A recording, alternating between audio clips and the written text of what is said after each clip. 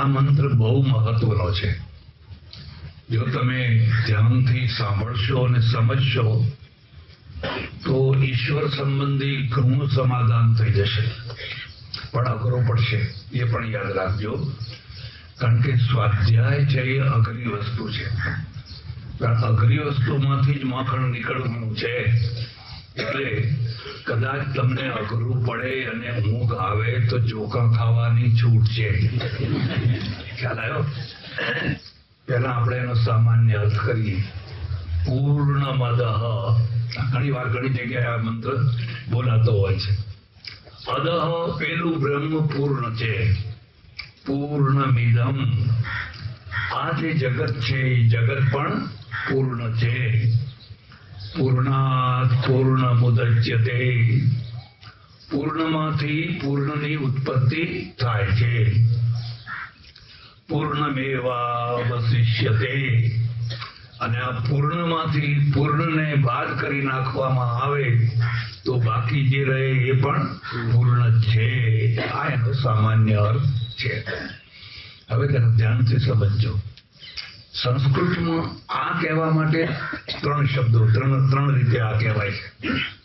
આપણે ગુજરાતીમાં કહેવું હોય કે આ ગુલદસ્તો પડ્યો છે, એક જ રીતે, બીજી કોઈ રીત. સંસ્કૃતમાં ત્રણ રીતે કહેવાય. ઇદમસ્તુ સન્નિકૃષ્ટે, જ્યારે કોઈ વસ્તુ નજીકની હોય ને નજીકની બતાવી હોય ત્યારે ઈદમ શબ્દનો પ્રયોગ થાય. અને જ્યારે કોઈ દૂરની હોય, ના દેખાતી હોય કે બહુ ભૂતકાળની હોય એવી વસ્તુને કહેવી હોય ત્યારે અદઃ શબ્દનો. બેમાં અર્થ સમજો. એટલે કહ્યું પૂર્ણમદઃ અદઃ. પેલું બ્રહ્મ, પેલું બ્રહ્મ એટલે કયું બ્રહ્મ? એક બીજો. બધા ધર્મના લોકો જયારે ભગવાનને બતાવે છે ત્યારે ઉપર બતાવે છે. એમ મુસલમાને શું કે? ઉપરવાલા. કોઈ નીચેવાલા એમ તો કઈ કહેતો. આમ તો જે ઉપરવાલા છે એ નીચેવાલા છે. ચારે તરફથી જુઓ તો ઉપરવાલા ને નીચેવાલા બે એક જ સરખું જ છે. જે પૂર્ણમદઃ, અદઃ જે પેલું બ્રહ્મ છે એ પૂર્ણ છે. હવે જરા ધ્યાન સમજો. અદઃ કેમ, પેલું એમ કેમ કહ્યું?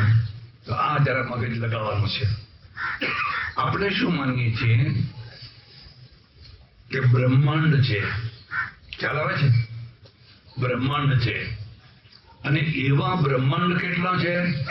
1 2 3 4 5 6 100 200 500 1000 અનંત કોટી. શું કહીએ છીએ? અનંત કોટી. મુસલમાન શું કહે છે? 2 લોક, દોનો લોક કે માલિક હે. આ લોક ને પેલો લોક, 2 લોક.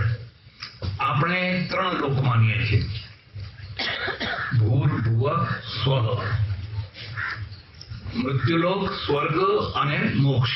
3 લોક માનીએ છીએ. આમ આપણે 14 લોક માનીએ છીએ. લખવું હોય તો લખી લેજો.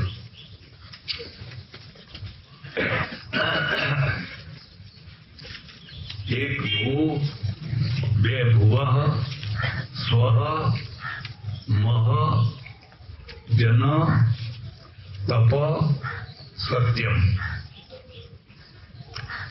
ભૂર્ભુવઃ સ્વઃ મહ જન તપ સત્યમ.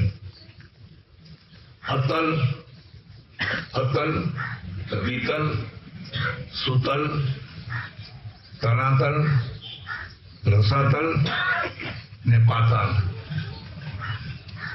ખ્યાલ? આપણે ચતુર્દશ ભુવનાની એટલે 14 લોક માનીએ. 7 ઉપરના અને 7 નીચેના.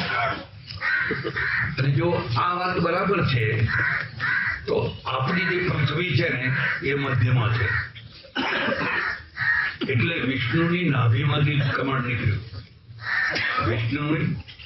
વિષ્ણુ ભગવાન શેષશાહી થઈને સમુદ્રમાં પોઢ્યા છે અને નાભીમાંથી કમળ નીકળ્યું. એનો અર્થ છે મધ્ય ભાગમાંથી. કોનું ત્યાં? મધ્ય ભાગમાંથી. ખ્યાલ આવે છે? અને પછી એમાં બ્રહ્મા છે ને, એ બ્રહ્માએ સૃષ્ટિની રચના કરી. બે દ્રષ્ટિકોણ, પૌરાણિક અને વૈદિક. પૌરાણિક રૂપક રૂપમાં હોય છે, રૂપક બતાવે છે. વૈદિક છે એ સીધા તમને બોધ કરાવે છે. તો આપણે એમ કહીએ છીએ પૂર્ણમદ, પેલું બ્રહ્મ પૂર્ણ છે. પેલું એટલે શું? માનો કે પૃથ્વી છે, પૃથ્વીથી તમારે સૂર્ય સુધી જવું હોય અને પ્રકાશની ગતિએ જવું હોય તો લગભગ 8.5 મિનિટ જેવું, 1,86,000 સેકન્ડમાં, કલાકના નહીં, સેકન્ડમાં માઇલ ઘણા કપાય 1,86,000. 1 સેકન્ડમાં 1,86,000 માઇલની સ્પીડ વાળું આપણને કોઈ વાહન મળે અને સૂર્ય સુધી જવું હોય તો લગભગ 8.5 મિનિટ લાગે. બરાબર? પછી સૂર્યથી નજીકના બીજી જગ્યાએ જવું હોય તો 2 વર્ષ લાગે, પ્રકાશ વર્ષો. આપણા 2 વર્ષ નહીં, આપણા વર્ષ તમે લખો તો અહીંથી પણ સુધી આંકડા પૂરા થાય. બીજું સમજો, આપણી પાસે આંકડા બોલવાની જે સંખ્યા છે દુનિયામાં કોઈની પાસે નથી. મિલિયન, બિલિયન, ટ્રિલિયન, વાત પૂરી થઈ ગઈ. આપણે તો શંકુ પદ્મ ક્યાં સુધી છે અને આપણે એનો કોઈ પ્રયોગ કરતા એટલે આ તો કે 10 બિલિયન ને 20 બિલિયન ને 50 બિલિયન ને મિલિયન ને બિલિયન કે, પણ આપણા પાસે તો પદ્મ સુધી સંખ્યા છે. એટલે આ પદ્મ પણ કંઈ જ નહીં, એટલો ટાઈમ લાગે. એટલે એના માટે ગોઠવ્યું પ્રકાશ વર્ષ. આ પ્રકાશ વર્ષને ગીતામાં દિવ્ય વર્ષ કહ્યું છે. બ્રહ્માની રાત્રિ ને બ્રહ્માનો દિવસ, ધૂમો રાત્રિ તથા કૃષ્ણ ષણમાસા દક્ષિણાયનમ તત્ર ચાંદ્રમસમ જ્યોતિર્યોગી પ્રાપ્ય નિવર્તતે. એને આપણે ત્યાં દિવ્ય વર્ષ કહ્યા છે. અને એને સમજાવવા માટે દેવનું વર્ષ અને બ્રહ્માનું વર્ષ, એટલે આ મોટી સંખ્યા થઈ. હવે 2 વર્ષમાં તમને પહેલો તારો મળે, એના પછીનો બીજો તારા જવું હોય તો 4 વર્ષ લાગે. એવા કેટલાય તારાઓ ભેગા થાય, હજારો ની લાખો, ત્યારે એક નિહારિકા બને, ગેલેક્સી. ત્યારે એક નિહારિકા બને. હવે આવી કેટલીય નિહારિકાઓ ભેગી થાય ત્યારે એક બ્રહ્માંડ બને. તમે કલ્પના કરો, નિહારિકાના જે તારાઓ છે, એક તારાથી બીજા તારા સુધી 1000 પ્રકાશ વર્ષ ને 5000 પ્રકાશ વર્ષની દૂરી છે. કેટલું મોટું અંતર હશે. આવી કેટલીય નિહારિકાઓ ભેગી થાય ત્યારે બ્રહ્માંડ બને. અને આવા પાછા કેટલાય બ્રહ્માંડ, અને એ બ્રહ્માંડને ગણાય નહીં એટલે આપણે કહી દીધું અનંત કોટી બ્રહ્માંડાધિપતિ. પુરાણે એની બહુ સરસ વ્યાખ્યા કરી છે. પૌરાણિક વ્યાખ્યા પણ સમજવા જેવી છે. બ્રહ્મા, વિષ્ણુ ને મહેશ પ્રગટ થયા, વચ્ચોવચ્ચ શિવલિંગ પ્રગટ થયું એટલે બ્રહ્મા અને વિષ્ણુમાં ઝઘડો થયો. કોણ મોટું? મોટાનો ઝઘડો કાયમનો છે. પૈસાના ઝઘડા કરતા પણ મોટાઈનો ઝઘડો બહુ મોટો હોય છે. અને જેને મોટાઈનો ઝઘડો ના હોય એને સંત કહેવાય. આ લખી રાખજો. અમારે સાધુઓને તો બહુ ઝઘડા હોય મોટાઈના. સારું છે કે તમે બધા દૂરથી જ પગે લાગો છો, નજીક આવો તો ખબર પડે. તો બ્રહ્મા અને વિષ્ણુ છે એ બંને લડી પડ્યા કે તું મોટો કે હું મોટો, તું મોટો કે હું મોટો. પછી એક નિર્ણય થયો કે એમ કરો કે આ જે શિવલિંગ છે એના છેડા સુધી જે જઈને આવે એ મોટો. કંઈક રાજવું તો રાખવું પડે.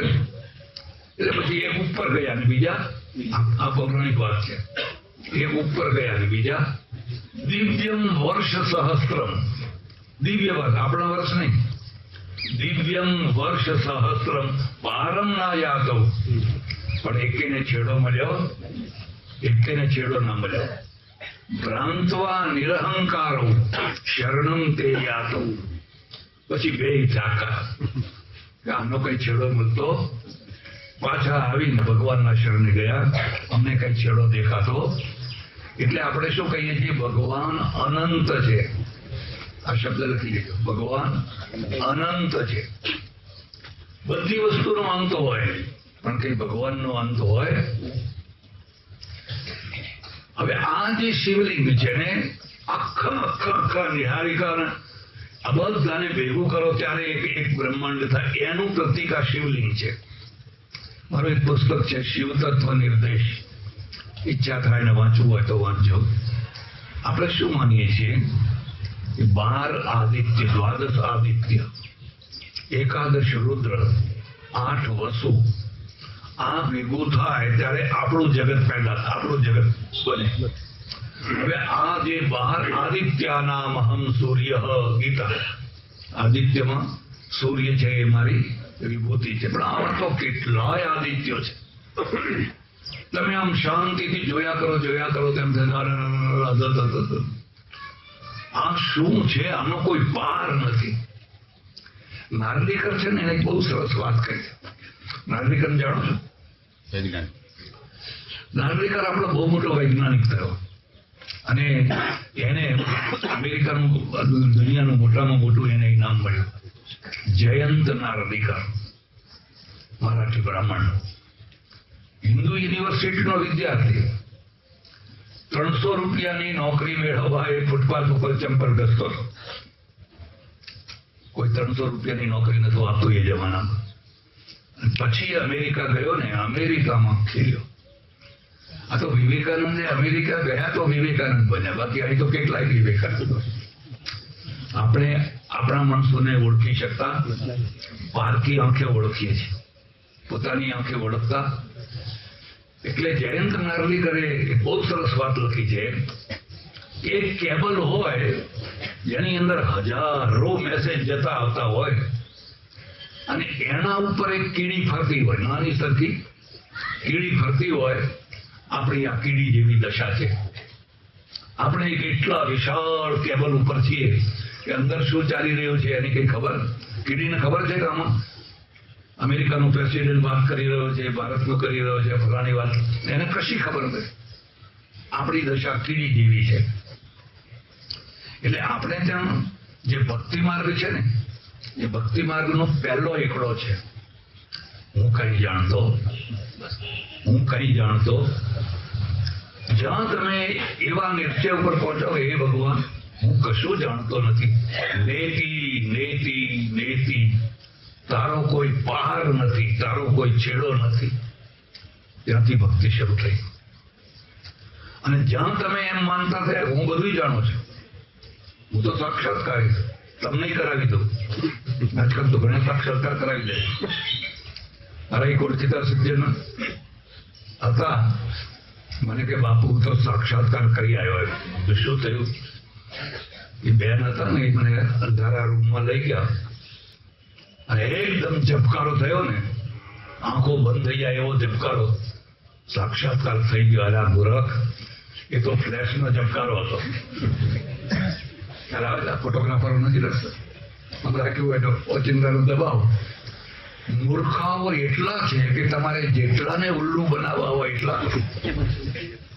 અને ધાર્મિક ક્ષેત્ર એક એવું ક્ષેત્ર છે કે આનો કોઈ પાર જ નથી. તમારે આવડત હોવી જોઈએ, આવડત હોવી. દિલ્હીમાં એક વીજળી બાવા રહેતા હતા, હવે નથી.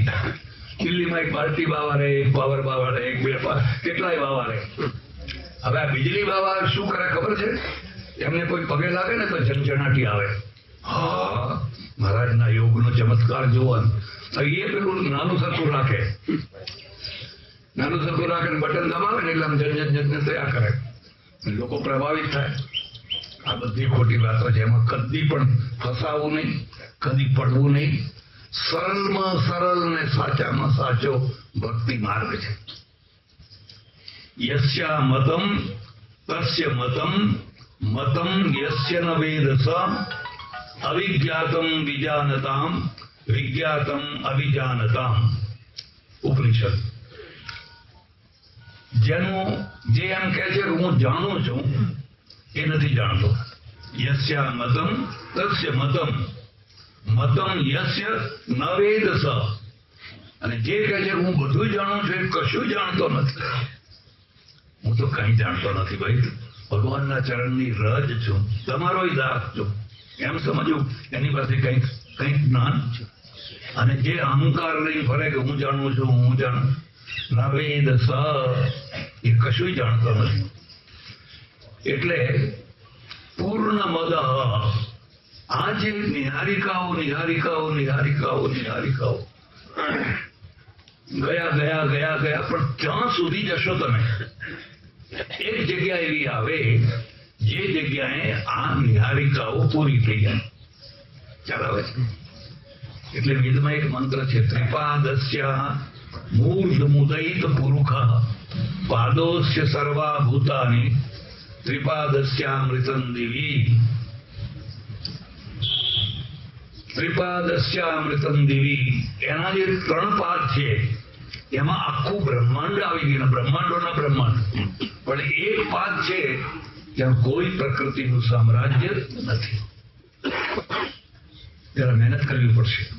આ પ્રાકૃતિક જગત છે. પ્રકૃતિમાં સૂર્ય છે, ચંદ્ર છે, નક્ષત્ર છે, પ્રકાશ છે, અંધકાર છે, પવન છે, પાણી છે. આમ આમ થતા થતા થતા થતા એક જગ્યા એવી આવી, આખી વાત પૂરી થઈ ગઈ. હવે આગળ કશું નથી. તો આગળ કશું નથી તો શું છે? પેલું બ્રહ્મ છે. પેલું પ્રકૃતિની સીમા પૂરી થાય પણ બ્રહ્મની સીમા પૂરી થાય નહીં. કેમ? લખવું હોય તો લખો.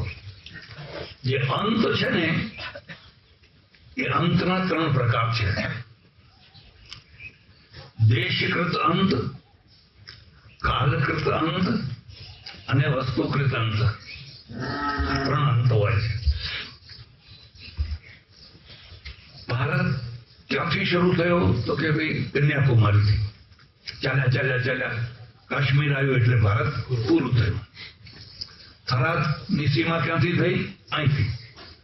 અને જે એટલે કે થરાદની સીમા પૂરી. તમારા ખેતરનો શેડો અહીંયા છે અને પેલા શેડે સીમા એક જગ્યાએથી શરૂ થાય અને બીજી જગ્યાએ પૂરું થાય, એને દેશકૃત અંત કહેવાય. દેશકૃત. તો હવે તમે વિચાર કરો કે એવી કોઈ દેશ છે કે જ્યાંથી ભગવાન શરૂ થતો હોય અને જ્યાં ભગવાન પૂરો થતો હોય, એવો કોઈ દેશકૃત અંત છે?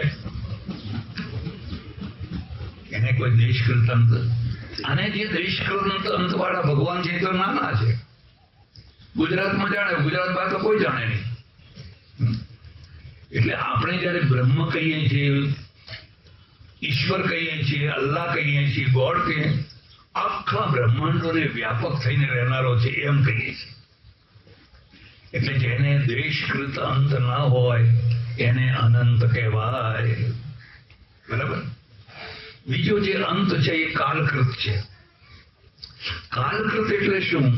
કે એક કાળમાં હોય ને બીજા કાળમાં ના હોય. માનો કે ગાંધીજી છે, એક કાળમાં હતા પણ હવે અત્યારે ફલાણા મહારાજા, ફલાણા ફલાણા ફલાણા. તો કોઈ કાળમાં હોય અને કોઈ કાળમાં ના હોય, એને કેવો કાળકૃત અંત કહેવાય. તો ભગવાન કોઈ કાળમાં હતા અને અત્યારે નથી, અથવા પહેલા નતા અને અત્યારે છે, એવું કહેવાય? એવું કહેવાય? એ બધા કાળમાં છે. જે લોકો એમ જન્મે કે ભગવાન જન્મ્યા, એક સંપ્રદાયના સાધુ મને કે આજ તો અમારા ભગવાનનું શ્રાદ્ધ છે, આજ તો અમારા ભગવાનનું અગત્યા થયા લાગશું. ભગવાનનું શ્રાદ્ધ હોય પણ તમે ભગવાનને નાનો બનાવી દીધો. ભગવાનને તમે નાનો બનાવી દીધો એટલે પછી જન્મ, મરણ, શ્રાદ્ધ, મૃત્યુ વગેરે વગેરે જોઈન્ટ કરી દીધું. એટલે કાલકૃત અંત જેનો ના હોય એને કહેવાય અનંત.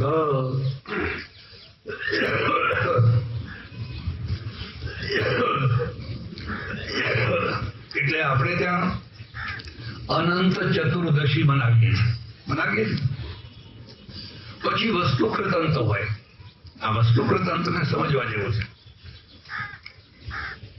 આ જે વસ્તુ છે એ આ નથી ને આ વસ્તુ છે એ આ નથી. બરાબર? આ વસ્તુ છે એ આ નથી અને આ વસ્તુ છે એ આ નથી. આની સત્તા અહીંયા જ છે, આની સત્તા અહીંયા જ છે. બેયની પરસ્પરમાં એકબીજામાં સત્તા નથી. એવી કોઈ વસ્તુ છે કે જેમાં ભગવાનની સત્તા ના હોય.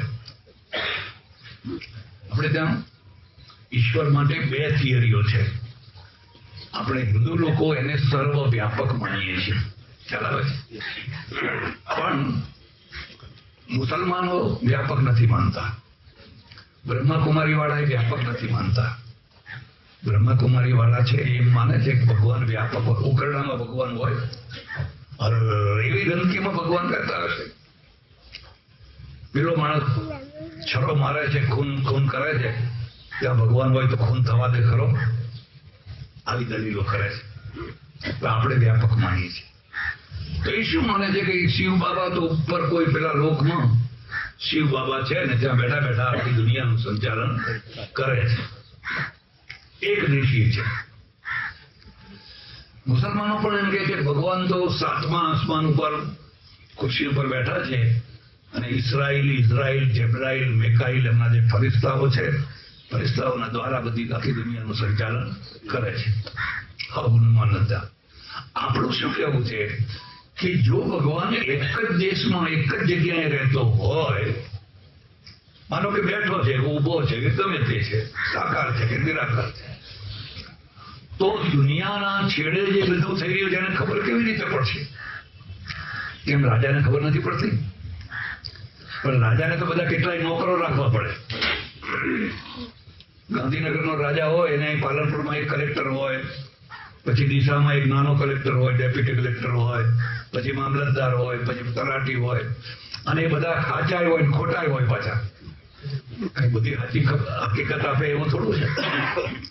અને એટલે ગાંધીનગરનો જે રાજા છે એને આખા ગુજરાતની બિલકુલ સાચી હકીકત મળે જ છે એવું તો કઈ કહી શકાય નહીં.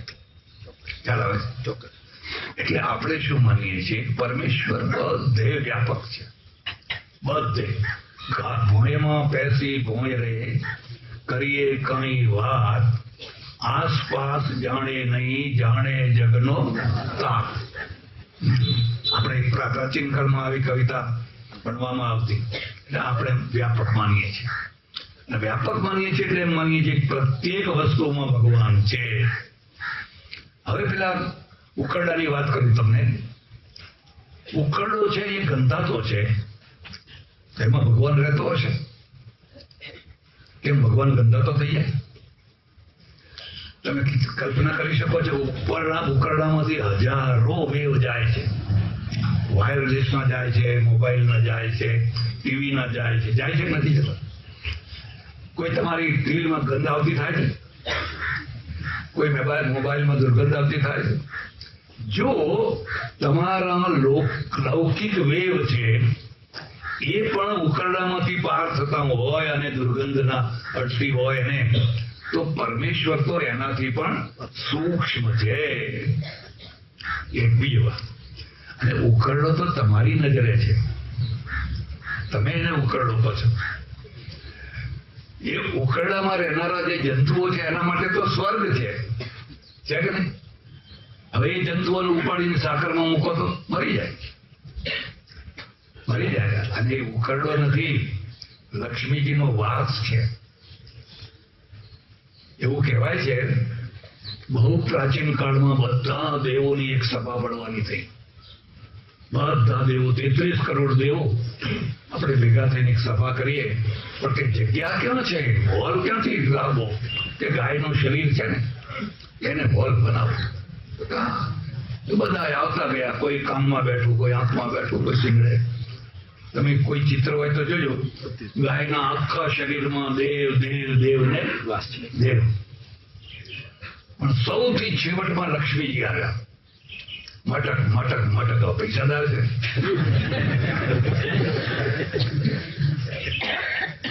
પૈસા હોય એટલે અભિમાન હોય, અને અભિમાન હોય એટલે થોડી આત્મપ્રસિદ્ધિની અપેક્ષા હોય કે આપણે પાછળથી જઈએ એટલે લોકો આપણને જુએ જરા.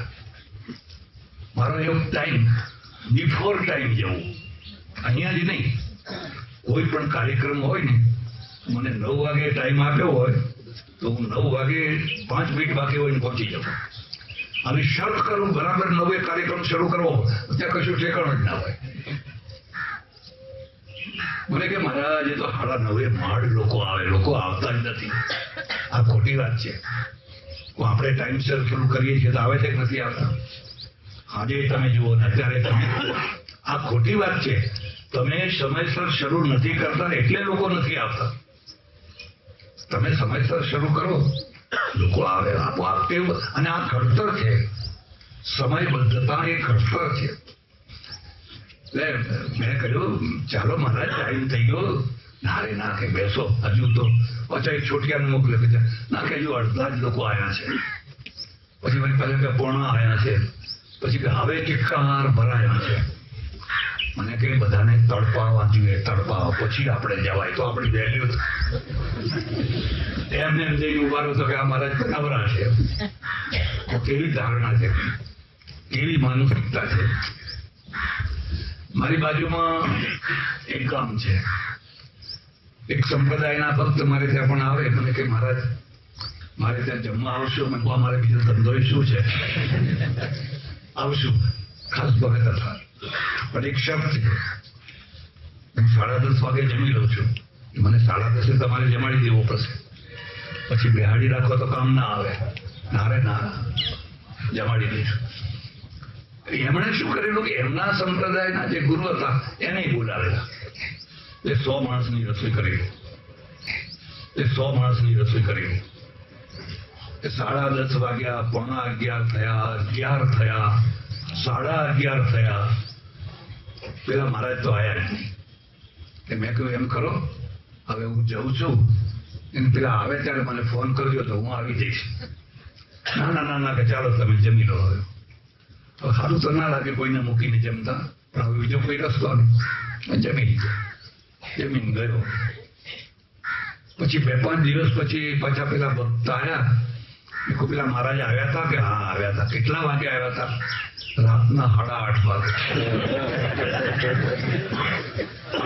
રાતના 8:30 વાગે. કેમ? એમ કે પધરામણીઓ બહુ નીકળી ને એટલે પધરામણીઓ કરતા કરતા મોડું થઈ જાય.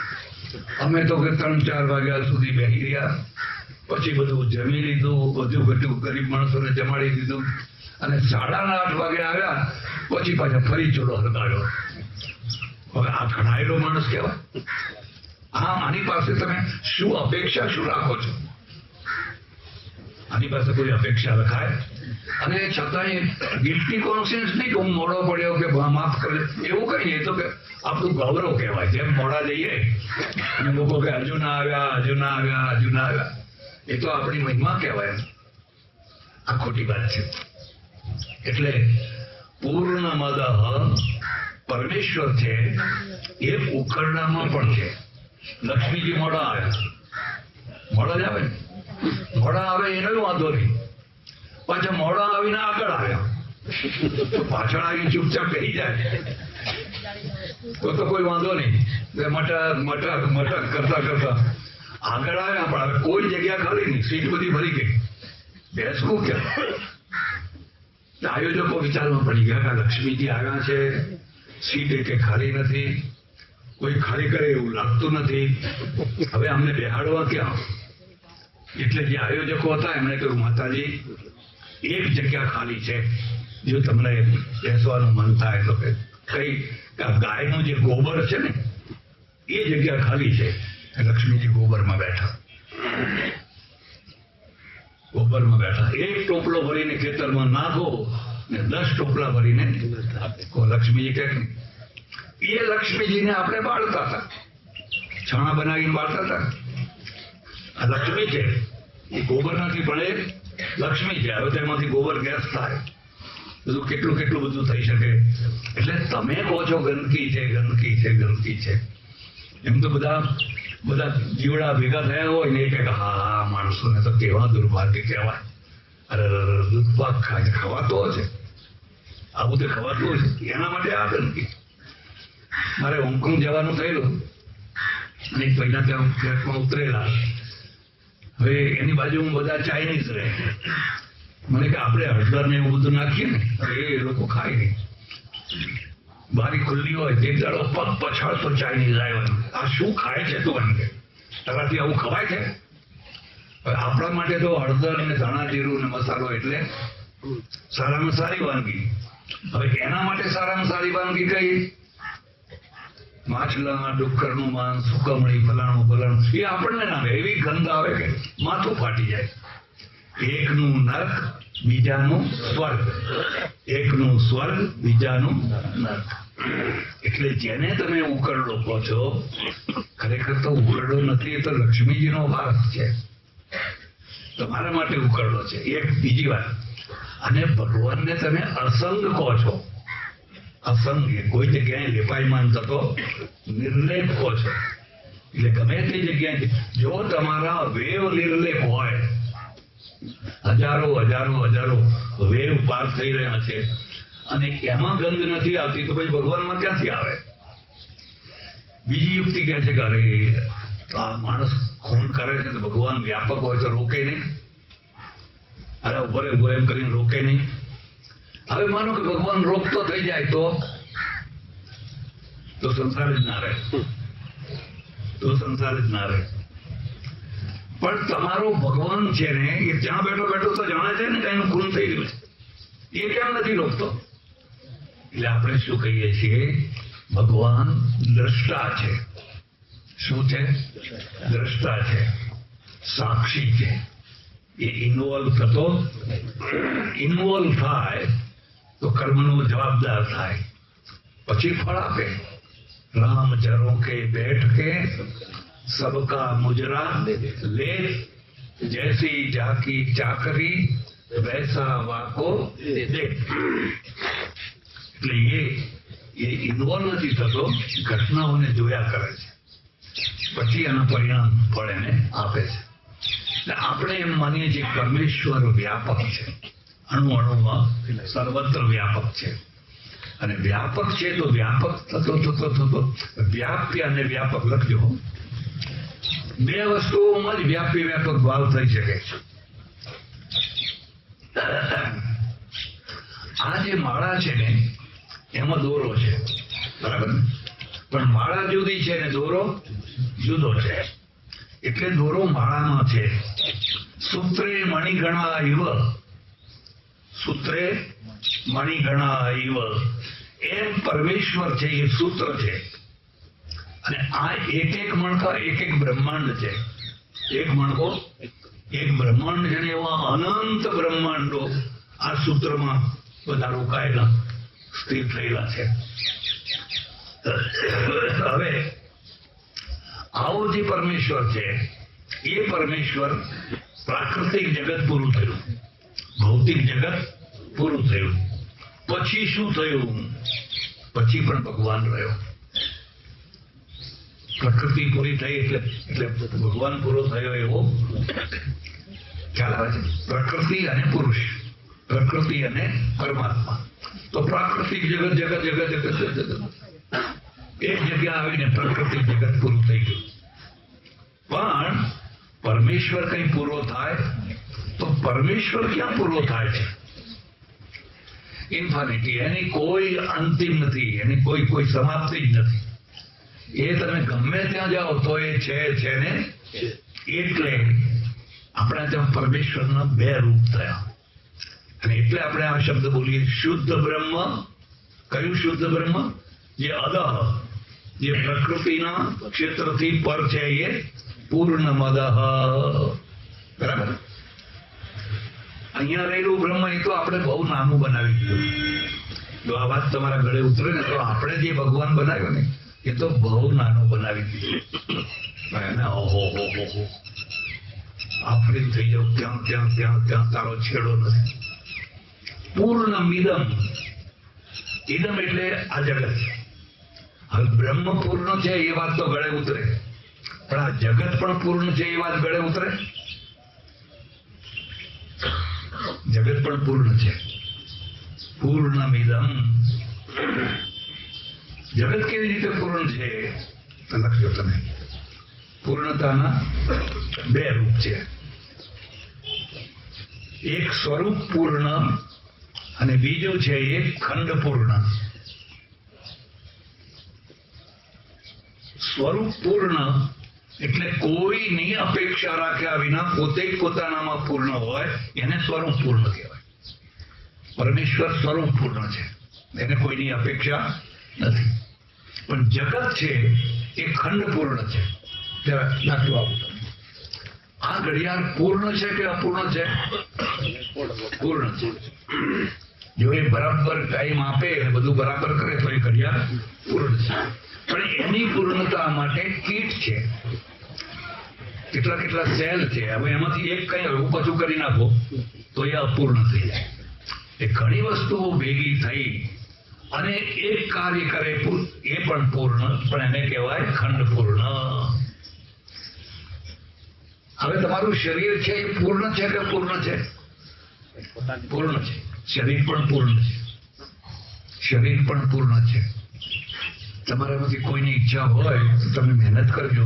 1 દિવસ 2 દિવસ 3 દિવસ 4 દિવસ અને આ પ્લાનમાં દોષ કાઢજો. આર્કિટેક્ટે આ બંગલો બનાવ્યો ને એમ જેમ આપણે દોષ કાઢીએ છીએ કે આ પિલર અહીં કરવો હતો, અહીં કરવું હતું, અહીં કરવું હતું, એમ તમે આ શરીર રૂપી જે પ્લાન છે ને એમાં દોષ કાઢજો.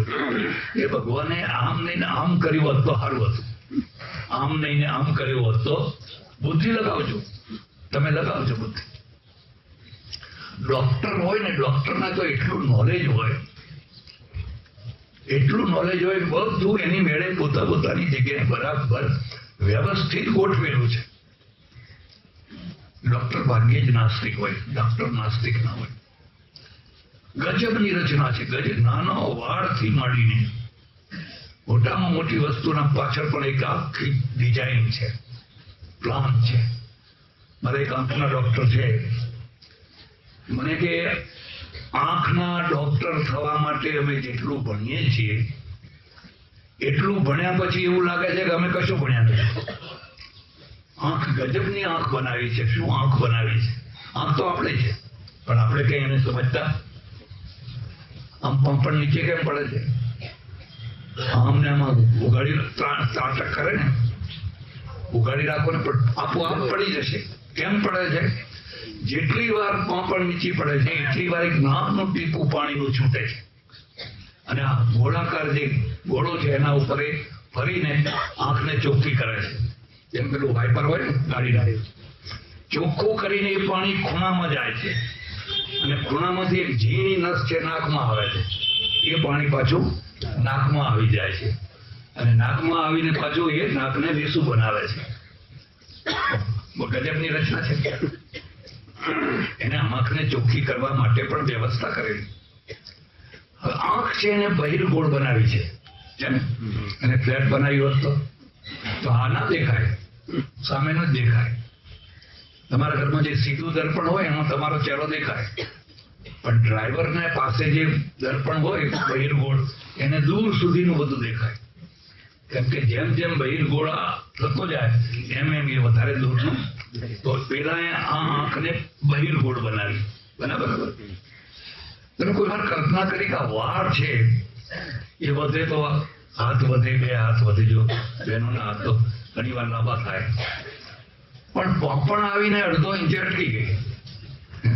આપણી પોપણો છે ને એ આવીને 5 ઇંચે 3 અટકી ગઈ. હવે એ આટલા લાંબા વાળ થાય તો પોપણ હોય આમ ઊંચું કોણ આવ્યું ભાઈ? કોને ડિઝાઇન બનાવી છે કે તારે આટલે અટકી જ જવાનું હોય, તારે વધવાનું? તમે કોઈ વાર કલ્પના કરી કે સ્ત્રીઓને દાઢી કેમ નથી આવતી? સ્ત્રીઓને દાઢી મૂછ કેમ નથી આવતી?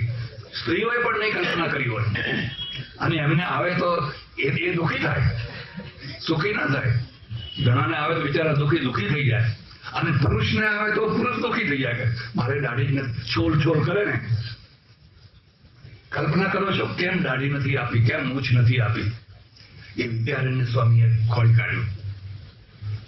વિદ્યારણ્ય સ્વામી થયા પંચદશીકાર સંન્યાસી હતા ને એ જુએ બેઠેલા અને બેઠા બેઠા જુએ છે તો એક 60-70 વર્ષનો વૃદ્ધ પુરુષ છે એ છોકરાને રમાડે છે, ત્રીજી ચોથી પેઢીને.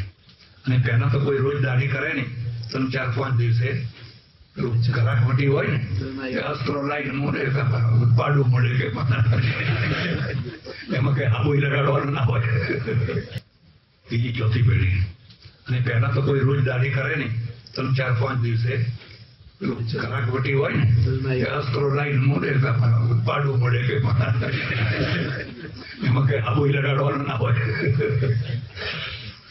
એટલે પેલા ડોહાને 4 દિવસના દાઢીના ખૂંટા વધેલા અને છોકરાને કઈ દબાવે પેલો ચીસો પડે, પેલાને વાળ છૂટ્યું અને પેલા ભાલા જેવા વાળ વાગે ને એટલે ચીસ કરે. ને પેલો વિદ્યારણ્ય કહે, ઓ મારા નાથ, સારું કર્યું માને દાઢી ના બનાવી, જો માને દાઢી બનાવી હોત તો આ છોકરાનું થાક છે. પ્લાન છે કે આખી વ્યવસ્થા જ વ્યવસ્થા છે. તમે જેમ જેમ નખશીક શરીરને જુઓ ને, આખી એક પૂરી વ્યવસ્થા છે. એટલે શરીર પણ પૂર્ણ છે, આંખ પણ પૂર્ણ છે, બધું જ પૂર્ણ છે, પણ ખંડ પૂર્ણ છે. કેવું પૂર્ણ છે?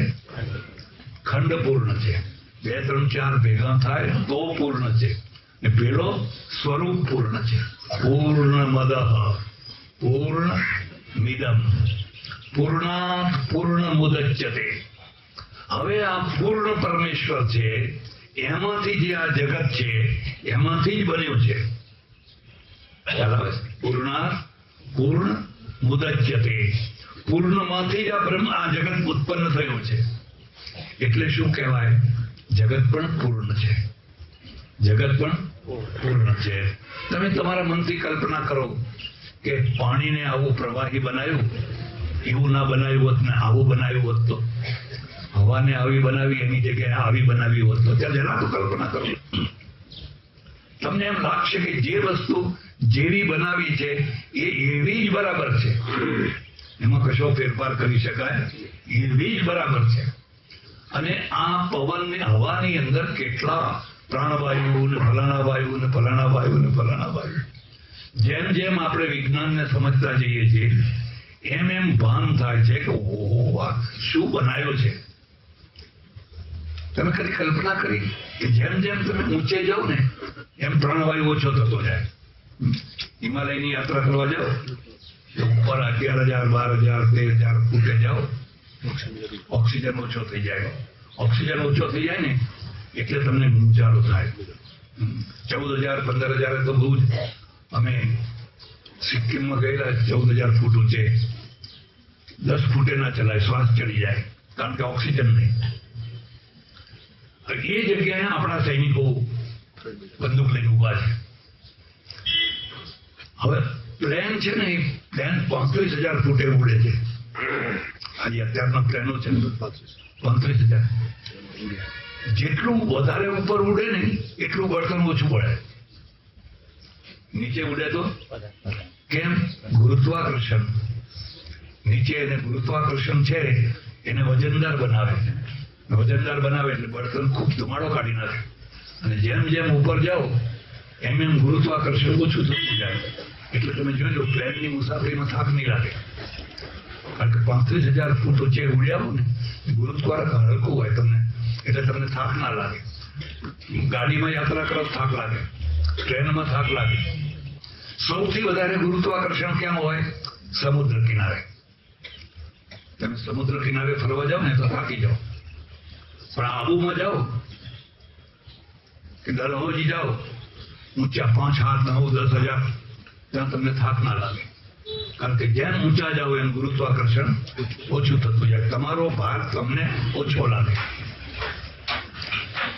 એટલે હવે આ જે પ્રાણવાયુ છે, પ્રાણવાયુ જતા એક જગ્યા એવી આવે પ્રાણવાયુ હોય જ નહીં. આ પૃથ્વી છે ને એના પ્રાણવાયુના ગ્રુપ સાથે ફરી રહી છે. તો પ્રશ્ન એ છે કે પ્રાણવાયુ ખૂટતો કેમ નથી? આપણે બધાએ પ્રાણવાયુ લઈએ છીએ, તો ટાંકીમાં ગમે એટલું પાણી ભર્યું હોય પણ વાપરો તો ખૂટી જાય ના ખૂટી જાય. પેલા એ શું વ્યવસ્થા કરી? આ વનરાજી બનાવી. અને વનરાજીનું કામ શું છે?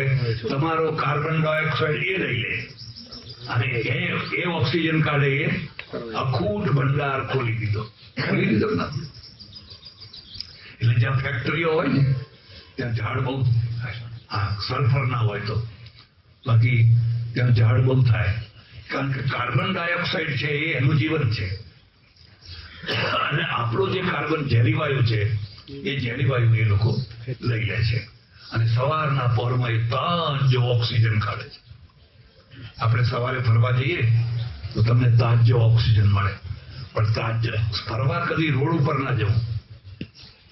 રોડ ઉપર જાઓ ગાડીઓ હોય ને, ગાડીનો મોનોક્સાઇડ નીકળે, કાર્બન મોનોક્સાઇડ. એ તો પેલા ડાયોક્સાઇડ કરતા પણ ભયંકર મોનોક્સાઇડ નીકળે તો તમને બહુ નુકસાન કરે. એટલે ઘણા લોકો રોડ ઉપર ફરવા આવે. રોડ ઉપર ના ફરાય, બગીચામાં જાઓ, જ્યાં વનરાજી હોય, જ્યાં ચોખ્ખી હવા હોય ત્યાં જાઓ. એટલે એકબીજાના પૂરક બનાવી દીધા. એકબીજાનું તમને જેમ જેમ તમે જોશો, વિચારશો, એમ લાગશે કે કઈ ડિઝાઇન બનાવી છે, કઈ ડિઝાઇન બનાવી, કઈ ડિઝાઇન બનાવી છે. આખી એક વ્યવસ્થા જ વ્યવસ્થા છે. હવે વિચાર કરો કે પૃથ્વી છે ને એક ભાગ છે, 3 ભાગ દરિયો છે. સમુદ્ર જ સમુદ્ર, સમુદ્ર જ સમુદ્ર, અને પૃથ્વી એક ભાગ છે. હવે ઉલટાવી નાખો, 3 ભાગ પૃથ્વી કરી નાખો અને એક ભાગ દરિયો કરી નાખો. શું દશા થાય? મરી જાય માણસો. કારણ કે 3 ભાગનો દરિયો એક ભાગને પાણી નથી પૂરું પાડી શકતો. એક ભાગને વરસાદ પૂરું નથી પાડી શકતો. હવે ઉલટું થઈ જાય તો પાણી વિના માણસો મરી જાય. એટલે પેલા એ વ્યવસ્થા કરી, 3 ભાગ દરિયો જ દરિયો, દરિયો જ. એમાંથી વાદળા બંધાઈ કરોડો કરોડો કરોડો ટન પાણી આકાશમાં, પછી પવન વાયુદેવ છે પોસ્ટને ધકેલીને ભારતમાં લઈ આવે. પછી વરસાદ પડે, પાણી પાણી પાણી કરી નાખે. કોઈ વ્યવસ્થા છે કે નહીં? કોઈ રચના છે કે નહીં? રચના જ રચના છે. પાણીને પણ તમે જોયું કોઈ વાર કરા પડે છે. આપણે ગુજરાતમાં તો ઓછા પડે છે, પણ હિમાલયમાં અને કાશ્મીરમાં બહુ પડે. આપણે તો પડે તો બોર જેવા પડે, નાના.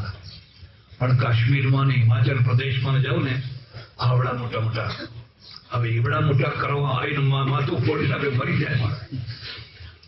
અમરનાથ યાત્રાએ ગયા હોય ને, પંચતરણીમાં કરા પડે ને, માથું ઢાંકવાની કોઈ જગ્યા નહીં. દોડીને ક્યાં જાઓ તમે? માથું ઢાંકવાની કોઈ જગ્યા નહીં. માણસ મરી જાય, ઢગલો થઈ જાય. પણ કરા કેમ પડે છે? કારણ કે ઉપરનો જે વરસાદ છે એ વરસાદને નીચે આવતા તૂટતા ફોરા થઈ જાય છે. કોઈ મિલ જુઓ, એનું ટર્બાઇન જુઓ, એનું પેલું ઊંચું ભૂંગળું જુઓ, એનું સ્ટીમ છે ને, એ સ્ટીમનું પાણી પડે. અહીં પડે, પછી અહીં પડે, તૂટતું એની વરાળ નીકળે. એ પાણીને તોડી નાખો તો એની ગરમી નીકળી જાય. બરાબર?